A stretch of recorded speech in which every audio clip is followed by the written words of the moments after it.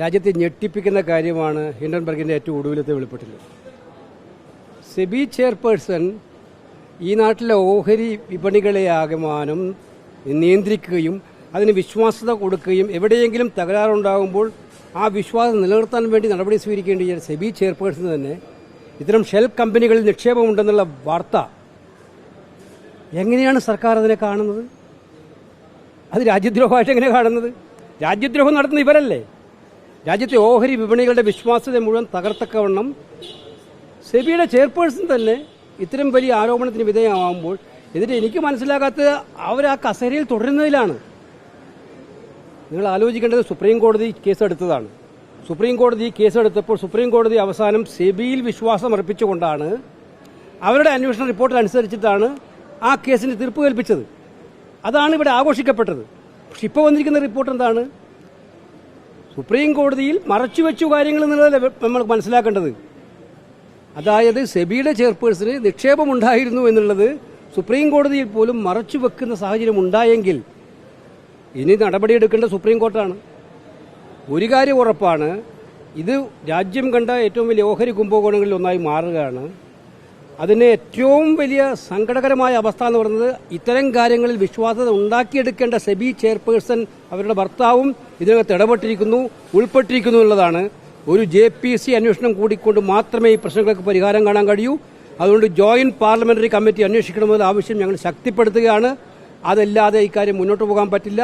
രാജ്യവ്യാപകമായി ഈ കാര്യം കോൺഗ്രസും ഇന്ത്യ മുന്നണിയും ഉന്നയിക്കുകയും ചെയ്യും. JPC ആവശ്യപ്പെട്ടുകൊണ്ടുള്ള സമ്മർദ്ദം തുടരുകയും ചെയ്യും. മാത്രമല്ല ഇതിന്റെ പുറത്ത് വന്നപ്പോൾ ഇന്നിപ്പം ചില മാധ്യമങ്ങൾ കണ്ടു രാഹുൽ ഗാന്ധിക്ക് വീണ്ടും ED നോട്ടീസ് അയക്കുകയാണെന്ന്. വിഷയം തിരിച്ചുവിടാനാണ്. ഇപ്പോഴുള്ള ഈ വിഷയം ഇന്ന് വന്നുപെട്ടിരിക്കുന്ന ഏറ്റവും ഗൗരവതരം മോഡിയാണ് ഇക്കാര്യത്തിൽ ഏറ്റവും കൂടുതൽ അഡാനി ന്യായീകരിക്കുന്നത്.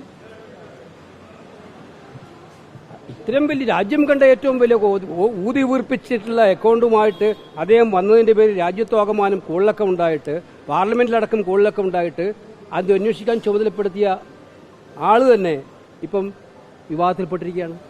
പ്രധാനമന്ത്രി നരേന്ദ്രമോദി ഒരു അക്ഷരം മിണ്ടുന്നില്ല. ഇത് അങ്ങേയറ്റത്തെ വിശ്വാസം തകർക്കുന്ന കാര്യമാണ്.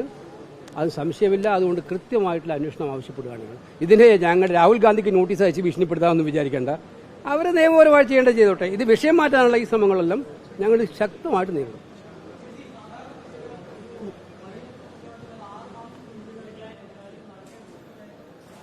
അല്ല, ഇത്രയും വലിയ കാര്യത്തിൽ താല്പര്യമില്ല കേരള മീഡിയക്ക്. രാജ്യം കണ്ട ഏറ്റവും വലിയ ഓഹരി കുംഭകോണത്തിലെ ഇത് ഞാൻ പറഞ്ഞുകൊണ്ടിരിക്കുന്ന വിഷയം ഞാൻ വിചാരിച്ചത് ആദ്യം തന്നെ നിങ്ങൾ ഈ ചോദ്യം ചോദിക്കുന്നതായിരുന്നു. ഇന്ന് രാജ്യം ചർച്ച ചെയ്യേണ്ട ഏറ്റവും പ്രധാനപ്പെട്ട വിഷയം ഇതല്ലേ? എത്ര പതിനായിരക്കണക്കിന് ആളുടെ ഓഹരിയാണ് നിക്ഷേപമാണ് ഇതിനകത്തുള്ളത്. അതിലല്ലേ സ്റ്റേക്ക് ആയിരിക്കുന്നത്. ഇന്ത്യ ഗവൺമെന്റ് അവരെ പ്രോത്സാഹിപ്പിക്കും, പ്രൊമോട്ട് ചെയ്യുകയും ചെയ്യല്ലേ. എന്നിട്ട് ഇപ്പോഴും രാജിവെക്കുന്നില്ലല്ലോ. ഞങ്ങളെ സംബന്ധിച്ചും ഇതാണ് രാജ്യത്തെ ഏറ്റവും ഗൗരവമായ പ്രശ്നം.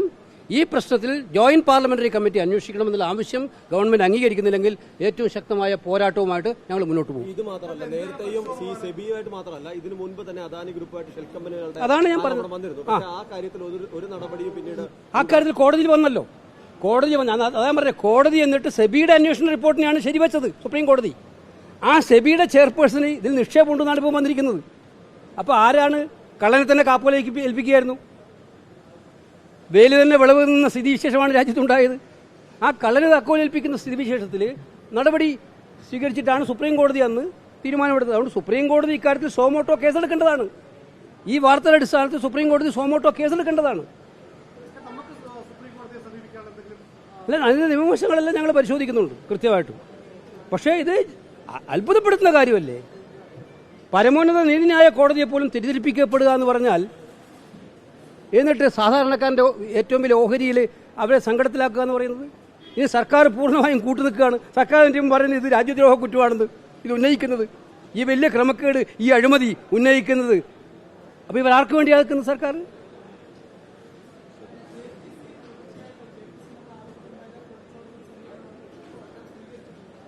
അതന്നെ ഞാൻ പറഞ്ഞത്. JPC അന്വേഷിക്കുന്നത്. JPC എന്ന് പറഞ്ഞാൽ ഗവൺമെന്റ് നിശ്ചയിക്കുന്ന ആളായിരിക്കും അത് ചെയർമാൻ.